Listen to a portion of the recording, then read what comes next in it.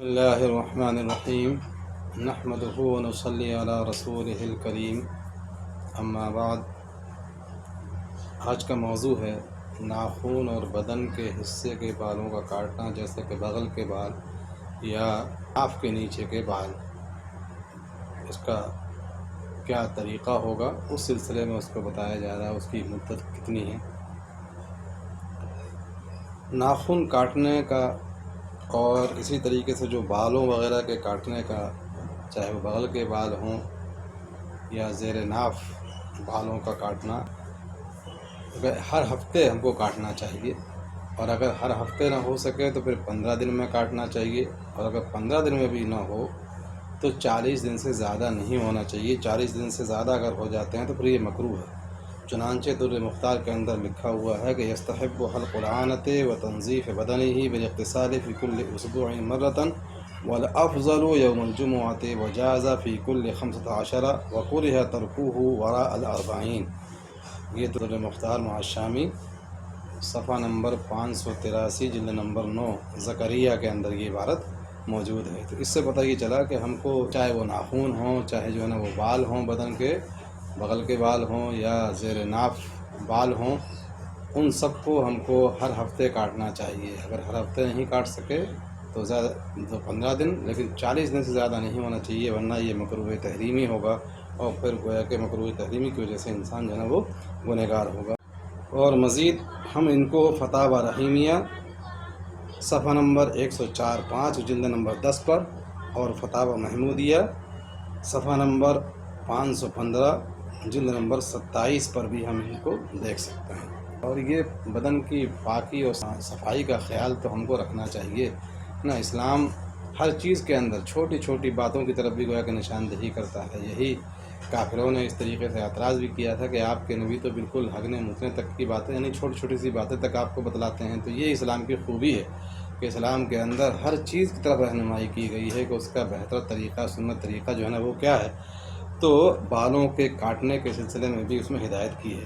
اب اگر وہ بغل کے بال ہیں تو ان کو اکھاڑنا زیادہ افضل ہے بنسبت جو ہے نا ان کے حلق کرنے کے۔ اور لیکن کوئی اگر جو ہے اس کو کسی اور طریقے سے بھی اگر اس کا ازالہ کرتا ہے تو وہ بھی درست ہے۔ اسی طریقے سے جو زیر ناف بال ہیں ان کا مردوں کے لیے اس کا موڑنا جو ہے نا وہ افضل ہے۔ جہاں تک عورتوں کی بات ہے تو وہ کریم وغیرہ سے اس کا ازالہ کر سکتی ہیں، دونوں جگہ کے بالوں کے لیے کریم وغیرہ سے اس کا ازالہ کر دیں گی، تب بھی جو ہے نا وہ ان کے لیے درست ہے، اس میں کوئی حرج کی بات نہیں ہے۔ اس کو اگر آپ مزید دیکھنا چاہتے ہیں تو تحتوی علی مراقی الفلاح صفحہ نمبر 428 پر بھی اس کو آپ دیکھ سکتے ہیں۔ اور اسی طریقے سے جو ناخن کاٹنے کا جو طریقہ ہے، ناخن بھی ہم کو ایک ہفتے کے اندر کاٹنا چاہیے۔ جو مدت جو ذکر کی جا رہی سبھی کی یہی ہے، لیکن اس کا جو طریقہ ہے کہ ناخن کس انداز سے کاٹے جائیں، تو اس کا طریقہ یہ ہے کہ پہلے ہم کو ہاتھوں کے ناخن پہلے کاٹنا چاہیے، اور ہاتھوں کے اندر بھی جو ہم ابتدا کریں گے وہ ابتدا داہنے ہاتھ کی جو شہادت کی انگلی ہے وہاں سے ہم شروعات کریں گے۔ یعنی اس طریقے سے اگر ہم ملا لیتے ہیں تو داہنے ہاتھ کی جو شہادت کی انگلی ہے اس سے ہم شروعات کریں گے، اور یہاں سے ہم جائیں گے تو چھوٹی انگلی تک، اس کے بعد پھر بائیں ہاتھ کی جو چھوٹی انگلی ہے وہاں سے لے کر ہم بائیں ہاتھ کے انگوٹھے تک آئیں گے، اور پھر اس کے بعد پھر سب سے آخر میں دائیں ہاتھ کے انگوٹھے کے ناخن جو ہے نا ہم کاٹیں گے۔ تو یہ تو ہو گیا ہاتھوں کے ناخن کاٹنے کا طریقہ۔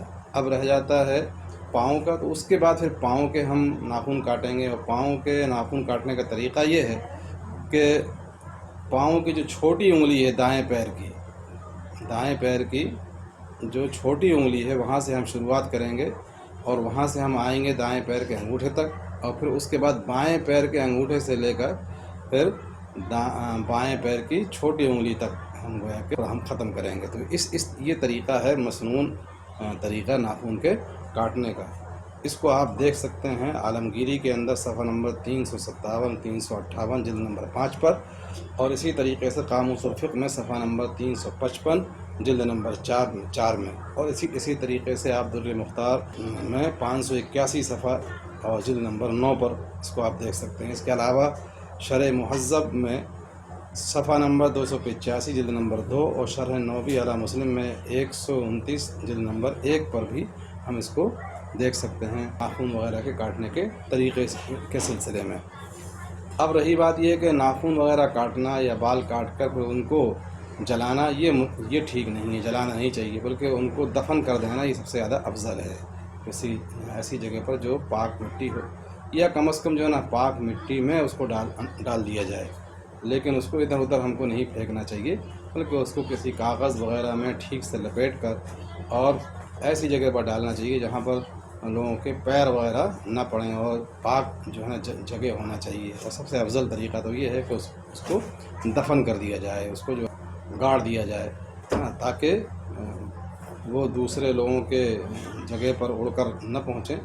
تو اسلام پوری صفائی ستھرائی کا خیال رکھتا ہے، اور چھوٹی سے چھوٹی چیز کی بھی گویا کہ ہدایت کرتا ہے۔ تو ہم کو جب ہم یہ سارے کام ہم کو انجام دینا ہی ہیں، تو پھر ہم کو سنت طریقے کا ہم کو اہتمام کرنا چاہیے، اس لیے کہ جو شخص ہر چیز کے اندر جب سنت کا اتباع کرے گا تو اس کے لیے اس کا ثواب بھی ملے گا۔ ہم کیوں نہ جب ان کاموں کو ہم کو کرنا ہی ہے تو ہم سنت طریقے پر ہی ان کاموں کو ہم انجام دیں۔ اللہ رب العزت ہم سب کو جو باتیں کہی گئی ہیں ان پر عمل کرنے کے اللہ تعالیٰ ہم سب کو توفیق عطا فرمائے۔